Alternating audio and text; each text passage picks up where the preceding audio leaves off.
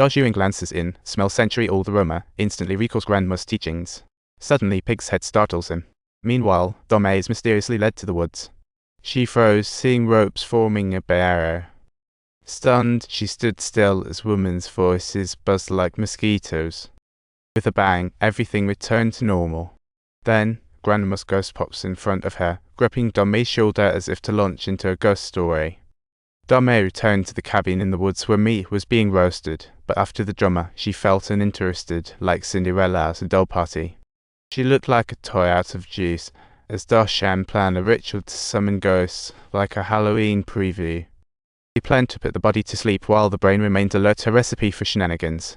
Once the frequency hit 0.0 MHz, ghosts would come a-knockin'. The test subject was so gorgeous Jinjai. As soon as it was said, Domei asked, "Do we really need this summoning?" Everyone except Xiao Shuai laughed. They mocked her like kids on a playground, and Domei sighed, "You guys be my guests. Have fun and cry later." Before they knew it, it was late night. The gang was ready, decorated with fancy lights and equipment, like a party. Jinjai donned the brainwave helmet and trotted over to the hanging spot with Da Xiuying for the ritual, while Da Shan played the role of a neighborhood watchman outside. They even had 2 identical dolls, along with coarse salt and beef liver, talk about setting the perfect creepy vibe. First, they put beef liver in a bowl and hung a doll by its neck from the beam, like Halloween decor. The other doll serves as the soul's vessel, with Jinjai's nail inside sounds like a creepy craft. Next, they jabbed a needle into the doll's chest and soaked it in the liver water, scattering salt around Jinjai to prevent any runaway ghosts, like setting up a haunted. Alright, with everything ready, the group began reciting spells to summon ghosts, almost like calling for takeout. Suddenly, Jinjai spasmed, sounding like popcorn popping, sending everyone into a tizzy. Just as quickly, she calmed down, wearing a mischievous grin, revealing that it was all just one big prank. The brainwave frequency was still at 8.6, so the group had to hold the ritual again, but as expected, nothing spooky turned. The wait felt like torture, then Da Shan had to priority to stack up with Jinjai, dragging Da Xiuying and Xiao Shuai along.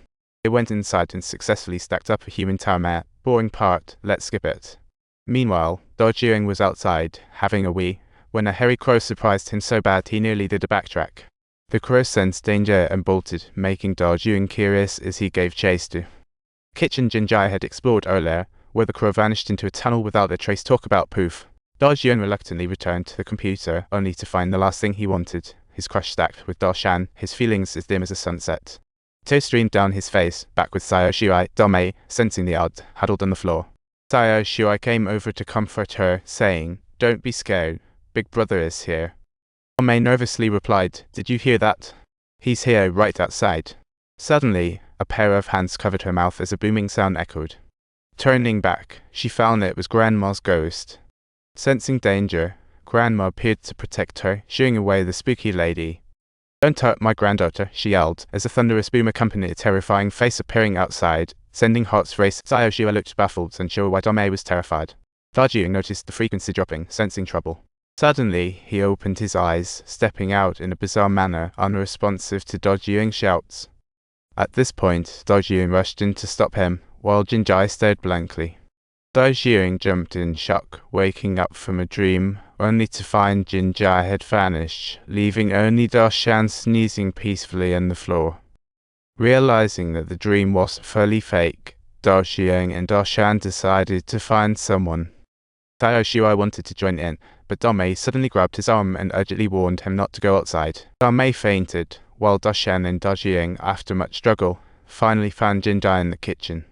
However, Jinjai stood frozen, suddenly turning to them with twitching lips, as if pleading for help. They rushed to help, but instantly she collapsed, pulled into the tunnel by an unseen force. They tried to stop her, but the force was too strong. Witnessing the horror, both collapsed in despair.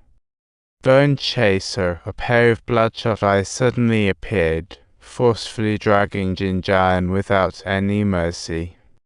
They witnessed everything and instantly felt extreme despair, their hearts sinking like a stone into the depths. They wanted ghosts when none were around, but now unhappy to see them.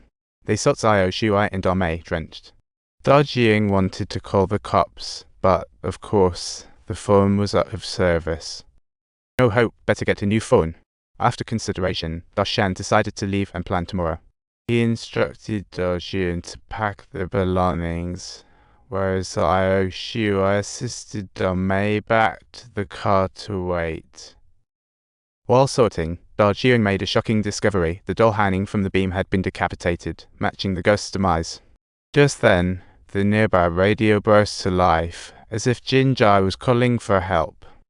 Dashan was hauling in stones when Jinjai's voice changed, cackling, "You're all doomed." Dashan couldn't take it anymore and smashed the radio with a stone.